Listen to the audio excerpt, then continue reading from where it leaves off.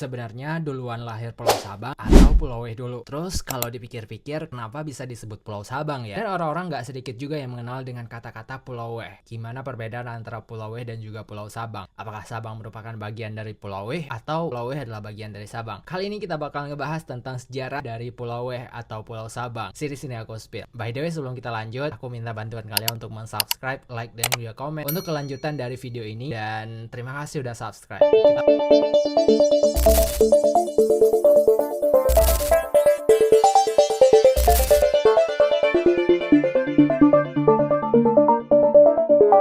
Pernah ngebayangin nggak sebuah pulau yang terletak paling ujung barat Indonesia dan menjadi salah satu tujuan dari setiap orang yang pengen ngunjungin Aceh? Bisa dibilang Sabang merupakan salah satu bentuk dari surganya Aceh. Yap, siapa yang nggak kenal Sabang? Dengan titik kilometernya yang benar-benar memukau dan pantai yang super indah terletak di Provinsi Aceh. Bisa dibilang Sabang adalah Balinya Aceh yang semua orang juga bakalan kayak mimpi banget pengen ke sana, apalagi terletak di lokasi yang sangat strategis. Anyway, Pulau Sabang ini memiliki keunikan dengan legenda yang nggak kalah menarik dari berbagai legenda yang pernah terjadi di Pulau Sumatera dan juga di seluruh Indonesia. Yaps, ada sebuah kisah yang zaman dulu itu dipercaya sama masyarakat Aceh bahwa ada sepasang raksasa bernama Selawah Inong dan juga Selawah Agam yang melakukan pertempuran dengan seekor naga. Nah, karena memang akibat dari pertempuran ini dimenangkan oleh Selawah Inong dan Selawah Agam. Anyway, untuk disclaimernya, Selawah Inong dan Selawah Agam ini adalah salah satu nama yang sekarang ini bisa dikenal dengan nama sebuah gunung yang ada di Provinsi Aceh. Baru tahu kan kalau misalnya penamaan gunung ini merupakan salah satu latar belakang dari dua raksasa yang saling berpasangan melawan sebuah naga. Ketika pertempuran terjadi, ternyata si naga ini kalah, geng. Jadi ketika kalah, kepala si naga ini dipotong oleh Selawah Agam dan pada akhirnya dibuang bentuk dari Pulau Ulelu atau kepala yang lepas kalau dalam bahasa Aceh. Sedangkan badan dari naga tersebut membentuk Pulau Weh atau Pulau Sabang yang sering kita kenal pada hari ini. Itulah latar belakang dari kisah terjadinya Pulau Weh. Tapi di balik itu semua mungkin kita percaya juga adanya perpindahan subinduksi yang terjadi di zaman Pleistocene ataupun zaman-zaman purbakala dulu, dimana Sabang ini dulunya itu menyatu dengan pulau Provinsi Aceh. Tapi karena memang ada pergerakan subinduksi yang terjadi pada zaman Pleistocene, akhirnya Pulau Sabang ini memisahkan diri beberapa kilometer dari Pulau Ulelu.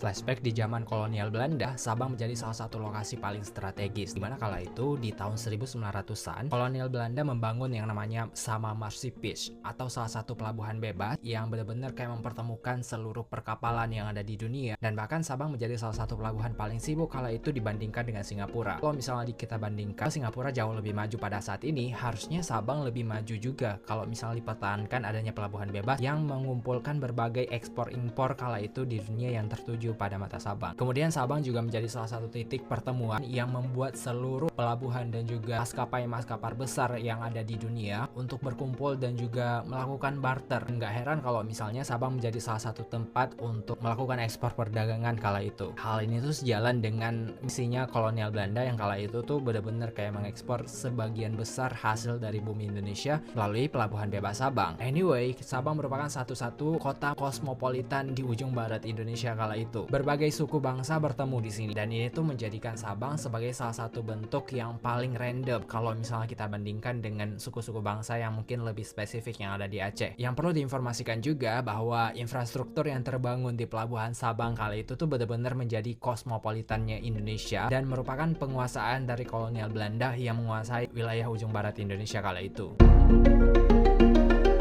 Beralih pada pertahanan benteng Perang Dunia Kedua, bunker-bunker yang tersisa di Anoa Hitam, kemudian ada beberapa wilayah yang tersebar di Pulau Sabang, menjadikan saksi bisu bahwa Sabang pernah terjadi peperangan yang begitu hebat untuk mempertahankan wilayah yang dikuasai oleh kolonial Belanda. Nah, semua infrastruktur yang telah dibangun oleh kolonial Belanda harus dibayar mahal ketika Perang Dunia Kedua itu pecah. Sabang berubah menjadi salah satu benteng pertahanan raksasa kala itu. Karena memang kita flashback bahwa Sabang merupakan pintu terbuka untuk masuknya dan persinggahan beberapa maskapai besar, Jepang melihat bahwa adanya peluang untuk masuk dan melalui Sabang inilah salah satu titik kunci untuk menguasai bagian dari wilayah Indonesia kala itu dan khususnya Selat Malaka. Jadi nggak heran kalau misalnya kalian berkunjung hari ini ke Anoa Hitam dan juga beberapa wilayah yang ada di kota Sabang, benar-benar kayak meninggalkan kesan adanya benteng-benteng pertahanan dan juga benteng-benteng yang melibatkan sejarah penting di antara beberapa wilayah yang ada di kota Sabang. Dan nggak hanya itu, banyak juga terowongan-terowongan bawah tanah yang menjadikan terowongan sebagai bukti untuk akses jalan bawah dan pintunya itu bebas ke laut lepas. Setelah Perang Dunia Kedua usai, Sabang menjadi salah satu wilayah yang mencekam. Artinya, pelabuhan yang udah didesain dengan infrastruktur yang sedemikian rupa berubah menjadi salah satu pelabuhan yang sudah sangat jarang untuk difungsikan kembali. Hingga pada akhirnya pasca kemerdekaan, kota Sabang menjadi salah satu kota madya yang diperuntukkan untuk multikultural dan juga multidisiplin pertemuan yang ada di kota ini. Sehingga banyak sekali sistem perdagangan dan bahkan pariwisata menjadi salah satu potensi dari kota Sabang. Itulah sejarah singkat dari kota Sabang. Kalian bisa menyimpulkan apa dari kota Sabang? Coba ramaikan di komentar